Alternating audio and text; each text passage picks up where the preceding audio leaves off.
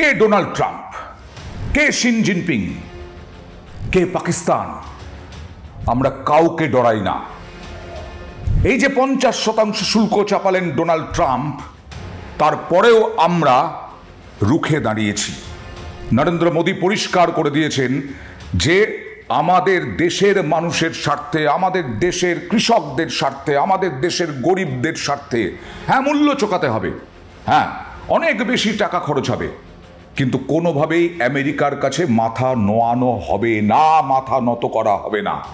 अपने किसानों का हित सर्वोच्च प्राथमिकता है। भारत अपने किसानों के, पशुपालकों के और मछुआरे भाई बहनों के हितों के साथ कभी भी समझौता नहीं करेगा। और मैं जानता हूं व्यक्तिगत रूप से मुझे बहुत बड़ी कीमत चुकानी पड़ेगी, लेकिन मैं इसके लिए तैयार हूं। मेरे देश के किसानों के लिए, मेरे देश के मछुआरों के लिए, मेरे देश के पशुपालकों के लिए आज भारत तैयार है। किसानों की आय बढ़ाना, खेती पर खर्च कम करना, आय के नए स्रोत बनाना, इन लक्ष्यों पर हम लगातार काम कर रहे हैं। এবার আমি একটা নতুন তথ্য দিই। অনেক তো শুল্ক নিয়ে আলোচনা হলো। এই যে অপারেশন সিঁদুর, এই অপারেশন সিঁদুর এখনো কিন্তু শেষ হয়নি। কারণ জঙ্গি গোষ্ঠী আক্রমণ করলেই সেটাকেই যুদ্ধ হিসেবে ধরে নেবে, সামরিক সংঘর্ষ হিসেবে ধরে নেবে ভারত, এটা আগাম ঘোষণা আছে। এবার সামরিক নীতি, যেটা বলা হয় মিলিটারি ডকট্রিন ইংরেজিতে, সেটারও বদল আনা হয়েছে। কি জানেন সেই বদল? মার খেয়ে গেলাম তারপরে জবাব দিলাম, এরকম নয়। এবার আমরা আগাম হামলায় শত্রুর থোঁতা মুখ ভোঁতা করে দেব।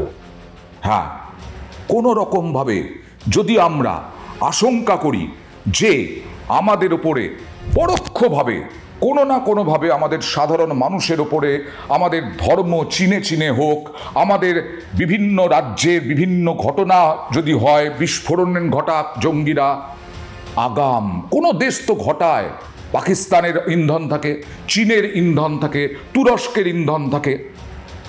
আমরা মার খাবো না, মার খেয়ে এসে তারপরে মারার চেষ্টা করব না। সামরিক নীতি বদলে দেওয়া হয়েছে। সেই সামরিক নীতিতে বদলে কি বলা হয়েছে? যে সামরিক নীতি বদলে বলা হচ্ছে শত্রুর মুখ আগেই থোঁতা মুখ ভোঁতা করে দেব। সেটা কি? নরেন্দ্র মোদী সরকার সিদ্ধান্ত নিয়েছে মার খেয়ে প্রত্যাঘাতের বদলে ফৌজকে সেনাবাহিনীকে আগাম আক্রমণাত্মক ভূমিকা পালন করতে হবে। হামলার আশঙ্কা থাকলে আগেই ভেঙে দিতে হবে শত্রুর দাঁত নখ। এই মিলিটারি ডক্ট্রিন, শরীরী ভাষার পরিবর্তন আমাদের ভারতীয় সেনার, সেই বড় পরিবর্তন আনতে চলেছে ভারতীয় সেনা। এবং যাতে এখনো পর্যন্ত কৌশলগত সংযম, আমরা বিভিন্ন সময়ে কৌশলগত সংযম দেখিয়েছি। আমাদের ভারতবাসীর মনে প্রশ্ন উঠেছে যে একের পর এক বিস্ফোরণ হচ্ছে, জঙ্গি হামলা হচ্ছে, আমরা প্রমাণ করতে পারছি যে আমাদের শত্রু দেশ সেই ঘটনার পেছনে রয়েছে, কিন্তু আমরা তো কোনো আক্রমণে যাচ্ছি না, আমরা সংযম দেখাচ্ছি, আমরা ভদ্রতা দেখাচ্ছি। আর এই ভদ্রতাকেই তো দুর্বলতা ভাবছে অনেক দেশ। ইচ্ছে করে, অনিচ্ছায়, জেনে না জেনে অনেক দেশ আমাদের ভদ্রতাকে দুর্বলতা ভাবছে। এবার আর দুর্বলতা নয়, ভদ্রতারই কোনো জায়গা নেই। দুর্বলতা তো নয়, ভদ্রতারই কোনো জায়গা থাকছে না আমাদের যে সামরিক নীতি। এখনো পর্যন্ত এই যে মিলিটারি ডকট্রিন ইংরেজিতে বলা হচ্ছে, যে সামরিক নীতি যেটা নতুন, সেটা তৈরি করছেন আমাদের চিফ অফ ডিফেন্স স্টাফ, যিনি 3টি বাহিনী অর্থাৎ নৌসেনা, স্থলসেনা এবং আকাশ, এই 3 বাহিনীর যিনি চিফ অফ স্টাফ, যিনি প্রধান, তিনি হচ্ছেন অনিল চৌহান। এই অনিল চৌহানই এখন তৈরি করেছেন আমাদের এই সামরিক নীতি নতুন ডকট্রিন। এই বছরে 30শে মে থেকে 1 জুনের মধ্যে সিঙ্গাপুরের শাংরি-লা ডায়ালগ, এই শাংরি-লা ডায়ালগে যোগ দেন এই CDS chief of defence staff general Anil Chauhan. সেখানে ভারতের নতুন সামরিক নীতির ইঙ্গিত দিয়ে দিয়েছেন তিনি। 30শে মে থেকে 1 জুন হয়েছিল, এবং পরিবর্তিত পরিস্থিতিতে নতুন পদ্ধতির রণকৌশল নেওয়ার প্রয়োজন হয়ে পড়েছে বলা হচ্ছে সেনাবাহিনীর পক্ষ থেকে। এবং আগামী দিনে আমাদের মিলিটারি ডক্ট্রিন 3টে বিষয়ের ওপরে নির্ভর করবে।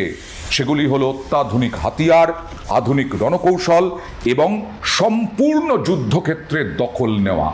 তার জন্য প্রযুক্তি বাড়াতে হবে, অস্ত্রশস্ত্র বাড়াতে হবে, বেশিরভাগটাই ভারতে তৈরি অস্ত্রশস্ত্রের ওপরে জোর দেওয়া হবে, অর্থাৎ ভারতেই তৈরি করার জোর দেওয়া হবে অস্ত্রশস্ত্র। আসলে এটার কেন প্রয়োজন হয়ে পড়লো জানেন?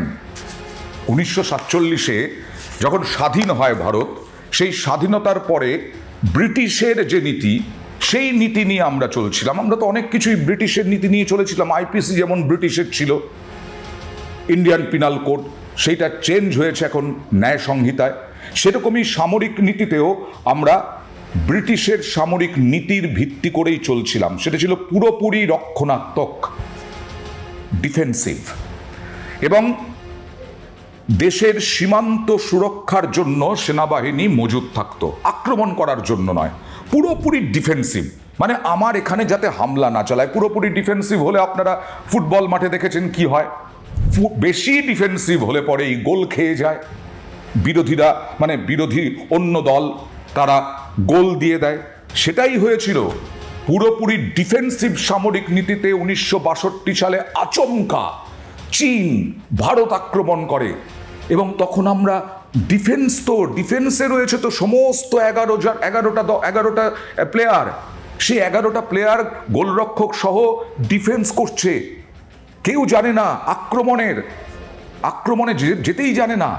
তাই আমরা হেরে গেছিলাম এই চূড়ান্ত রক্ষণাত্মক নীতির জন্য। এবং বেজিংয়ের পিপলস লিবারেশন আর্মি লাদাখের বিস্তীর্ণ এলাকা দখল করতে সক্ষম হয়।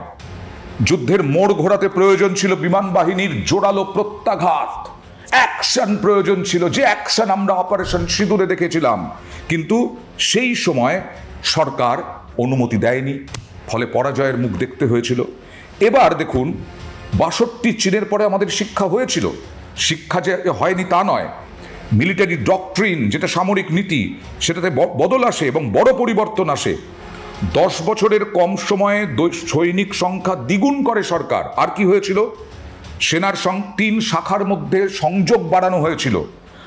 এর ফলে যখন 1965-তে পাক সেনা অপারেশন জিব্রাল্টার এবং অপারেশন গ্র্যান্ড স্ল্যামকে সামাল দিতে সেভাবে অসুবিধে হয়নি। পাকিস্তান ফৌজকে আমরা আটকে দিয়েছিলাম, পাকিস্তানি সেনাবাহিনীকে আমরা আটকে দিয়েছিলাম। এরপরে দেখুন, 65-র ভারত পাক যুদ্ধে বেশ কিছু কৌশলগত এলাকাও আমরা দখল করেছিলাম।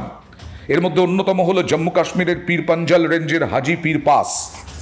এবং এইভাবে আমরা আরও আক্রমণাত্মক হয়েছিলাম, কিন্তু তবুও ডিফেন্সিভ ছিলাম। কৌশলগত রক্ষণাত্মক পলিসি নিয়ে সংযম দেখিয়েছি। অনেক সময় অনেক প্রশ্ন উঠেছে, কেন সংযম দেখাচ্ছি আমরা? এত সংযমের কি আছে? আমাদের পলিসি হচ্ছে সংযম। কিন্তু এখনকার পৃথিবীতে দেখছেন তো ট্রাম্প কিভাবে হুঁশিয়ারি দিয়ে কিভাবে চাপিয়ে দিচ্ছে জরিমানা, ট্যাক্স, শুল্ক। আমরা বসে বসে কি আঙুল চুষবো? আঙুল চষার দিন শেষ। এখন অত্যাধুনিক পৃথিবীতে আঙুল চষার দিন শেষ। নতুন টিম হবে। হ্যাঁ, ভারতকে, ব্রাজিলকে, চীনকে সঙ্গে নিয়েই নতুন টিম হবে। আমেরিকার এত দাদাগিরি কেউই সহ্য করবে না। আর পরিবর্তন এসে গেছে আন্তর্জাতিক রাজনীতিতে। আর তাই আমাদের এই মিলিটারি ডক্ট্রিন। 1980-তে আবার নতুন সামরিক নীতি আমরা নিয়ে আসি, এবং তখন কৃষ্ণস্বামী সুন্দরজি সেনাপ্রধান তৎকালীন, তিনি মিলিটারি ডক্ট্রিন তৈরি করেন 7টি রক্ষণাত্মক হোল্ডিং কোর, স্ট্রাইক কোর। এইভাবে যে কোনো সময়ে শত্রুভূমিতে ঢুকে হামলা চালানোর উদ্দেশ্যে গঠন করা হয় এই স্ট্রাইক যে কোর। এই পোশাকি নাম ছিল, এই পোশাকি যে নীতি, তার নাম ছিল সুন্দরজি ডক্ট্রিন। যেটা মিলিটারি ডক্ট্রিন বলছি, সেটার নাম ছিল সুন্দরজি ডক্ট্রিন। 2001-এ সংসদে জঙ্গি হামলার পর পাক সীমান্তে সেনা পাঠায় কেন্দ্র, যা ছিল ভারতীয় সেনার অপারেশন পরাক্রম। ওই সময়ে সুন্দরজি ডক্ট্রিনের ফাঁক ফোকরগুলি নজরে আসে। আর তারপরে 2004 সালে কোল্ড স্টার্ট মিলিটারি ডক্ট্রিন নিয়ে আসে এদেশের সেনা। এই নীতি মেনে তৈরি হয় সেনার দক্ষিণ পশ্চিম কমান্ড। এছাড়া বাহিনীর 3টি শাখাকেই এর অন্তর্ভুক্ত করা হয়। নতুন সামরিক নীতির জেরে আগামী দিনে মনে করা হচ্ছে, বিশ্লেষকরা মনে করছেন যে পাক অধিকৃত জম্মু কাশ্মীরে বিভিন্ন জঙ্গি শিবিরে আগাম ড্রোন হামলার ঘটনা ঘটবে এবং অহরহ ঘটবে। অর্থাৎ কোনো রকম জঙ্গি নাশকতার যদি খবর থাকে গোয়েন্দাদের কাছে, যা ছিল না পহেলগাঁওয়ের আগে, তা নিয়ে তীব্র সমালোচিত হয়েছে ভারত সরকার, কেন্দ্রীয় সরকার। কিন্তু এবার আরও নাকি বলা হচ্ছে গোয়েন্দাদের আরও স্ট্রং করা হচ্ছে, গোয়েন্দা বিভাগকে। এবার যদি আগাম কোনো খবর আসে, জঙ্গি হামলা হলোই না, কিন্তু জঙ্গি শিবিরগুলোতে অহরহ ড্রোন হামলা চলবে এই সামরিক নীতির জেরে। পাক সেনার প্রত্যাঘাত সামলাতে আকাশ প্রতিরক্ষা ব্যবস্থাকেও আরও মজবুত করবে সেনা। এবং বর্তমান মিলিটারি ডক্ট্রিনের সঙ্গে ইসরায়েলকে দেখেছেন তো, ইসরায়েল কিভাবে কেউ কোনো হামলা চালায়নি, তার আগেই হামলা চালিয়েছে। কারণ হামাস, প্যালেস্তাইনের হামাস ইসরায়েলের কাছে, ইসরায়েল মনে করেছে প্যালেস্তাইনের হামাস জঙ্গি গোষ্ঠী ভয়ঙ্কর হয়ে উঠবে ইসরায়েলের বিরুদ্ধে। আর তাই আগাম হামাসকে আক্রমণের জন্য পরপর হামাস ঘাঁটিতে আক্রমণ চালিয়ে এসেছে। হ্যাঁ, প্যালেস্তাইনে বহু সাধারণ মানুষকে মেরেছে ইসরায়েল সেনা, কিন্তু আমরা অপারেশন সিঁদুরের সময় সাধারণ মানুষকে কিন্তু মারিনি। আমরা সামরিক বাহিনীর ঘাঁটিতে আক্রমণ করেছি, তার আগে জঙ্গি শিবিরগুলিতে আক্রমণ করেছি। আর আপনারা কি ভাবছেন পাকিস্তানও কি এখন বসে বসে আঙুল চুষছে?